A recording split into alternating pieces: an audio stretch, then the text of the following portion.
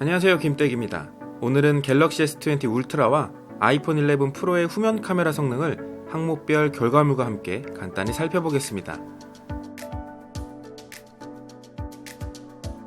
첫 번째는 일반 사진입니다. 지금부터 보는 사진은 두 기기의 구도를 최대한 동일하게 맞춰가며 촬영한 무보정 사진이며 HDR과 장면별 최적 촬영을 끈 기본 상태로 촬영했습니다. 갤럭시 S20 울트라는 전작보다 3배 가까이 커진 센서에 1억 800만화소의 광각 렌즈, 1200만화소의 초광각 렌즈, 4800만화소의 망원 렌즈, 뎁스 비전 렌즈까지 총 4개를 탑재하고 있습니다. 아이폰 11 프로는 시리즈 최초로 초광각 렌즈가 적용되었으며 새 렌즈 모두 1200만화소를 지원합니다. 결과물을 쭉 보면 전반적으로 퀄리티는 비슷한 편인데 표현하는 색감에서 좀 차이를 보입니다. 이 부분은 사용자 취향에 따라 선호하는 모델이 달라질 것 같네요.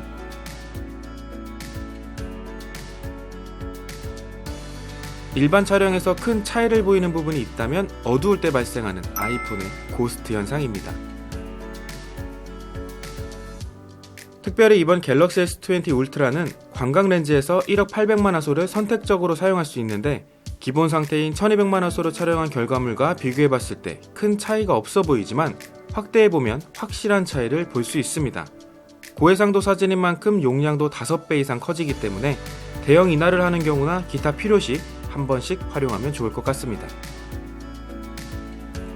S20 울트라는 출시 직후부터 AF에 대해 아쉽다는 목소리가 나오기 시작했습니다. 삼성에서는 2번의 업데이트로 빠르게 대응했지만 아직 완벽하게 수정된 것 같지는 않네요. 동일한 거리에서 아이폰 11 프로는 정확하게 잡아냈고 갤럭시 S20 울트라는 실패했습니다. 배율도 바꿔가면서 시도해봤는데 결과는 똑같더라고요.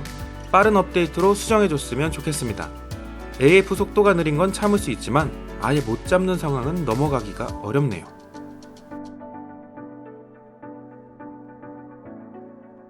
두 번째는 HDR 및 장면별 최적 촬영입니다.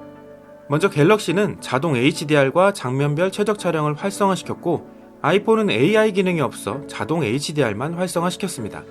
명확한 피사체임에도 가끔씩은 장면별 최적 촬영이 적용되지 않는 경우도 있는데 그래도 다양한 환경에 맞는 모드를 자동으로 맞춰주는 것이 꽤 편리하고 유용합니다. 결과물을 보면 HDR과 장면별 최적 촬영 기능이 모두 작동하는 갤럭시의 색감이 더 진하게 표현된 것을 확인할 수 있습니다. 실제 눈으로 보는 것과 비슷한 건 아이폰 쪽이지만 보정된 색감으로 더 예쁜 사진은 갤럭시 같네요. 세 번째는 라이브 포커스 인물 모드입니다. 이번에는 기기명을 적어놓지 않고 블라인드로 보여드리겠습니다. 과연 각각의 사진은 어떤 모델로 촬영했을까요? 정답은 왼쪽이 갤럭시, 오른쪽이 아이폰입니다. 촬영하기 전에는 이미 좋은 평가를 받아온 아이폰 쪽이 우세할 것이라고 생각했는데 막상 결과물을 보니 갤럭시가 디테일한 부분을 잘 잡아주면서 더 좋다고 느껴지는 사진도 볼 수 있었습니다. 네 번째는 줌입니다. 아이폰은 망원 렌즈를 통해 이미지 손실 없이 최대 2배 줌이 가능하고 그 이후 디지털 줌으로 동작하면서 최대 10배까지 확대할 수 있습니다. 하지만 디지털 줌 영역으로 들어서는 순간 화질이 떨어지기 때문에 크게 활용할 일은 없어 보입니다. S20 울트라는 하이브리드 광학 줌으로 최대 10배, 디지털 줌까지 더해 최대 100배까지 확대 가능합니다. 삼성에서는 이를 스페이스 줌이라고 부르고 있는데요. 10배의 경우 아이폰과 달리 상당히 좋은 화질을 보여줬고 30배는 품질이 썩 좋은 편은 아니었지만 사물은 어느 정도 구분할 수 있었습니다. 100배 줌은 스마트폰으로 이 정도까지 땡길 수 있구나 하는 기술력을 확인하는 정도로 생각하면 될 것 같네요. 고배율 촬영은 자체적으로 후보정이 적용되는데 그래도 애초에 디지털 줌이라서 눈에 띄게 좋아졌다고 느껴지지는 않습니다. 오히려 이 자동 보정이 경우에 따라 방해가 되기도 하더라고요. 달 사진을 찍을 때 화면상으로는 흐릿하더라도 표면이 잘 보였는데 보정이 들어가니까 표면이 너무 뭉개져서 결과물이 엉망이었습니다. 차라리 이 보정 기능을 켜고 끌 수 있도록 만들어줬으면 어땠을까 싶네요. 다섯 번째는 동영상 손떨림 방지입니다. 두 대 모두 OIS를 지원하는 광각 카메라로 달리는 모습을 따라가며 촬영해봤습니다. 먼저 OIS만 적용한 상태에서는 완벽하진 않지만 흔들림을 어느 정도 잡아주는 모습을 볼 수 있습니다. 양손 모두 최대한 고정시키면서 뛰었는데 아이폰이 조금 더 좌우로 많이 흔들리긴 하네요. 여기서 갤럭시 S20 울트라의 슈퍼 스테디 기능을 활성화하면 한층 더 안정적이고 흔들림 없는 부드러운 결과물을 얻을 수 있습니다. 액션캠이 부럽지 않을 정도로 말이죠.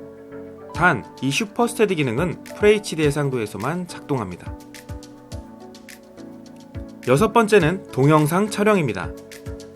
아이폰은 최대 4K 60프레임을, S20 울트라는 최대 8K 24프레임을 지원합니다. 현재 4K 정도만 봐도 화질이 충분히 좋은 편인데 8K 화질은 그저 놀랍기만 하네요. 하지만 8K에서는 화각이 조금 좁아지고 20초 촬영 시 200메가 가까이 용량을 차지하기 때문에 무조건 8K로만 찍는 것이 좋은 것은 아니고 큰 화면으로 보기 위한 영상을 촬영할 때 사용하면 매우 유용할 것 같습니다.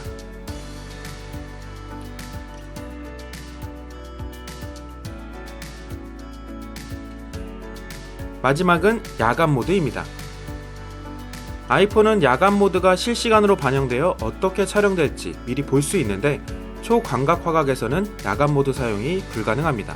반면에 갤럭시는 모든 화각에서 사용 가능하며 촬영 후에 보정이 처리되는 방식으로 갤러리에서 최종 결과물을 확인할 수 있습니다.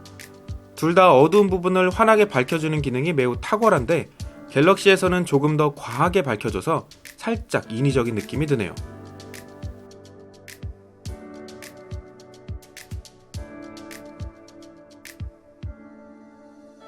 오늘은 갤럭시 S20 울트라와 아이폰 11 프로의 카메라를 비교해봤습니다.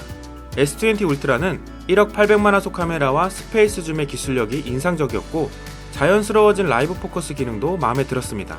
전체적인 색감이나 감성적인 느낌은 아이폰이 제 취향이지만요. 결론은 본인이 보기에 좋아 보이는 게 좋은 겁니다. 올해 새롭게 선보일 아이폰은 어떤 기술이 적용된 카메라를 선보일지 궁금해지네요. 오늘 준비한 영상은 여기까지입니다. 시청해주셔서 감사합니다. 모두 행복하세요.